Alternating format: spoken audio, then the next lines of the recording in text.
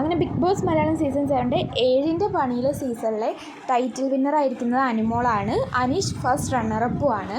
ഇനി ഈ ടോപ്പ് 5ലുള്ള എല്ലാ കണ്ടസ്റ്റൻസിനും അനുമോൾ ഉൾപ്പെടെയുള്ള എല്ലാവർക്കും മൈജിയുടെ വക ഒരു വൗച്ചർ ഗിഫ്റ്റായിട്ട് കൊടുക്കുന്നുണ്ട്. ബിഗ് ബോസിൻ്റെ ചരിത്രത്തിൽ തന്നെ ഇത്ര 100 ദിവസം ഒരു കോമണറും നിന്നിട്ടില്ല. അതിൻ്റെ ഒരു സന്തോഷത്തിന് മൈജി അനീഷിൻ്റെ വീട്ടിലേക്ക് എല്ലാ ഫർണിച്ചറും ഗിഫ്റ്റായിട്ട് കൊടുക്കുന്നുണ്ട്. ഇനി അനുമോൾക്ക് ഒരു മാരുതി സുസുക്കിയുടെ കാറും ഗിഫ്റ്റ് ഉണ്ട്.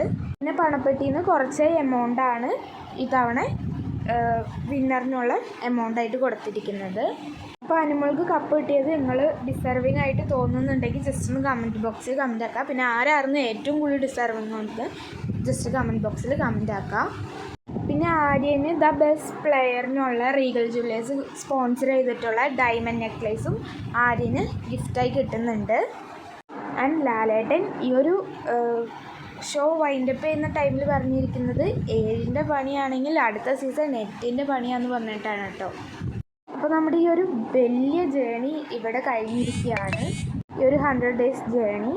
അപ്പോൾ പിന്നെ നിങ്ങൾ ഇത്ര നാൾ തന്നെ സപ്പോർട്ട് ഇനിയും വേണം. സപ്പോർട്ട് ചെയ്യുക. ഓരോ കോംബോ വീഡിയോസും തമിഴ് ബിഗ് ബോസ് അപ്ഡേറ്റൊക്കെ ആയിട്ട് തരാം. ബൈ.